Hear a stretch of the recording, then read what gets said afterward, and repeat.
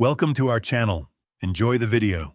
The date was November 24, 1971. Thanksgiving Eve. Airports across the United States were crowded with travelers eager to get home. At Portland International Airport, one passenger blended into the crowd so perfectly that no one gave him a second glance. He introduced himself as Dan Cooper. He appeared to be in his mid-40s, dressed in a dark business suit, polished black shoes, and a neatly tied black clip-on tie. He carried only a briefcase and bought a one-way ticket for Northwest Orient Flight 305, bound for Seattle. Nothing about him seemed unusual. He looked less like a criminal and more like an ordinary businessman returning home after work. As the Boeing 727 climbed into the gray November sky, Cooper ordered a bourbon and soda. He smoked cigarettes, remained calm, and barely spoke. Flight attendant Florence Schaffner assumed he was just another quiet passenger. Then everything changed. Cooper handed her a folded piece of paper. At first, she slipped it into her purse without reading it, thinking it was yet another phone number from a passenger. Cooper leaned toward her and quietly said, "Miss, you'd better read that note. I have a bomb." Her heart stopped. Inside the briefcase, Cooper revealed what appeared to be 8 red cylinders connected by wires and a battery. Whether it was a real bomb or an elaborate fake, no one was willing to take the risk. There was no shouting. No panic. No wild threats. Instead, Cooper calmly explained exactly what he wanted: $200,000 in cash, 4 parachutes, and a fuel truck waiting in Seattle. If his demands were met, every passenger would walk away unharmed. As the cockpit secretly informed air traffic control, the FBI and local authorities realized they were facing something America had never seen before. A hijacker who was astonishingly calm, frighteningly intelligent, and seemingly prepared for every possibility. The plane continued toward Seattle, its passengers completely unaware that history was unfolding just a few rows ahead. But as the aircraft landed and the ransom was delivered, investigators noticed something chilling. Cooper wasn't planning to surrender, he was preparing for an escape that would become one of the greatest mysteries in criminal history. As Northwest Orient Flight 305 landed in Seattle, police, FBI agents, and airline officials were already waiting on the runway. But they had one priority above all else: save the passengers.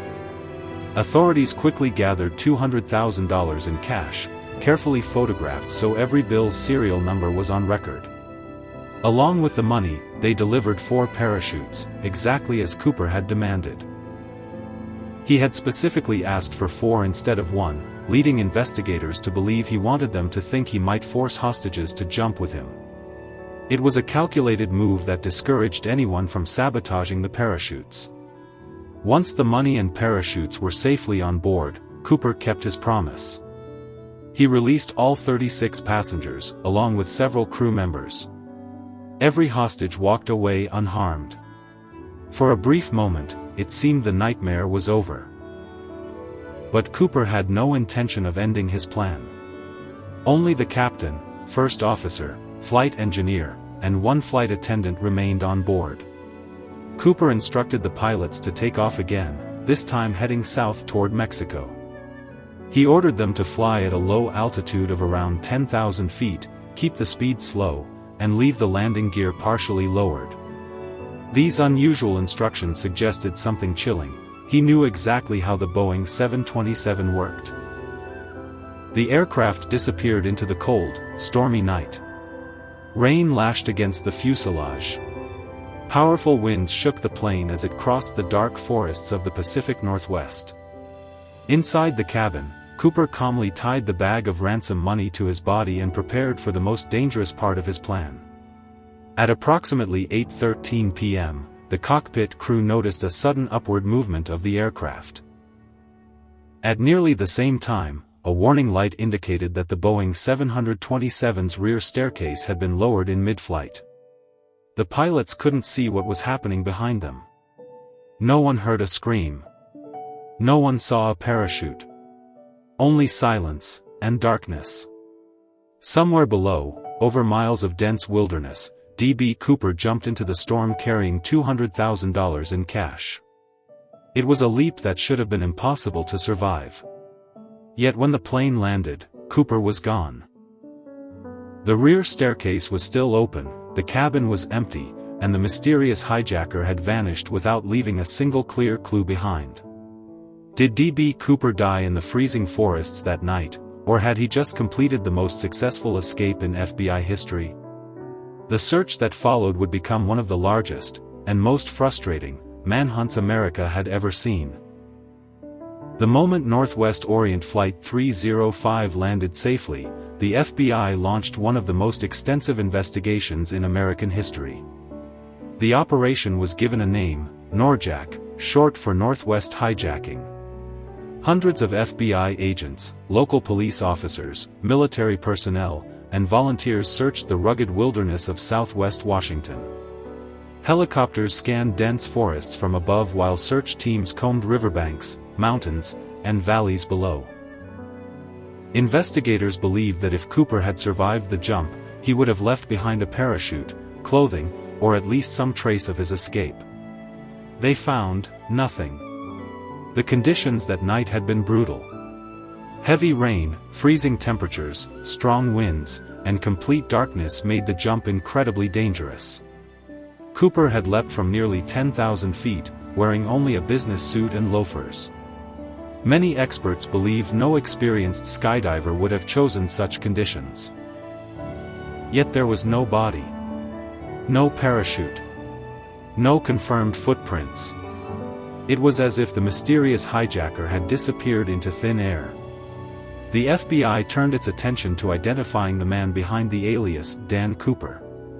Over the years, hundreds of suspects were investigated: former soldiers, skilled parachutists, airline employees, and career criminals. Every promising lead eventually collapsed under closer examination. Then, nearly 9 years later, the mystery took an unexpected turn. In 1980, an 8-year-old boy named Brian Ingram was digging in the sand along the banks of the Columbia River during a family picnic.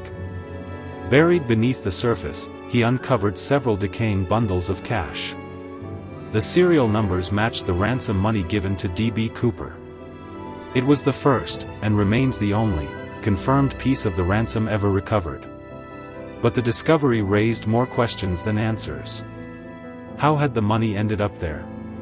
Had Cooper drowned in the river? Had someone buried the cash?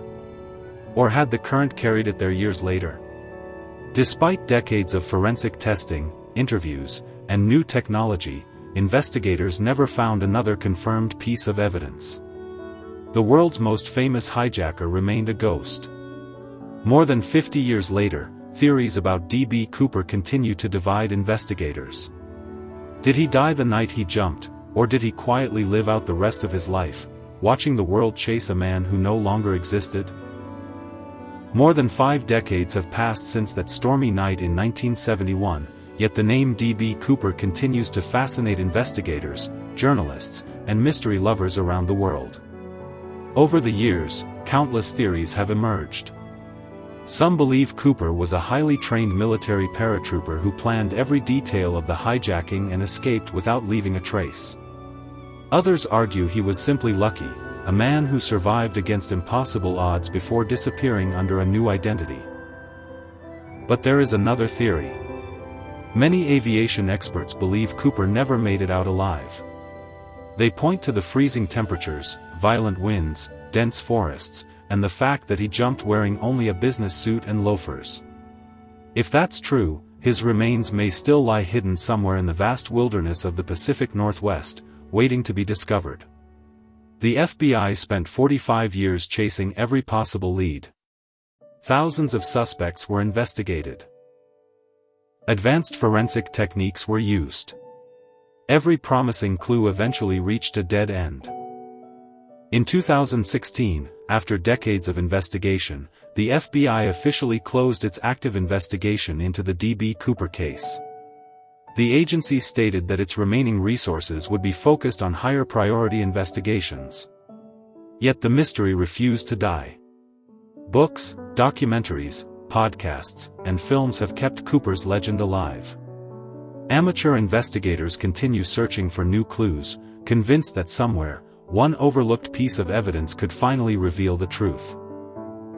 Perhaps Cooper survived and quietly lived out the rest of his life under a different name. Perhaps he died the moment he stepped into the freezing darkness. Or perhaps the real story is something no one has ever imagined. Until undeniable evidence is found, the greatest unsolved skyjacking in American history remains exactly what it has always been. A mystery suspended somewhere between fact and legend. One man boarded a plane carrying only a briefcase. Hours later, he vanished with $200,000, leaving behind one of the greatest unsolved mysteries in criminal history. The world still asks the same question it asked on that November night in 1971. Who was D.B. Cooper, and where did he go? Some criminals are caught. Some are forgotten. But once in a generation, someone becomes a legend. D.B. Cooper became the mystery that time could never solve. Thank you for watching. If you enjoyed this video, please like, share, and subscribe to support the channel. Don't forget to hit the notification bell so you never miss our next video. See you in the next one.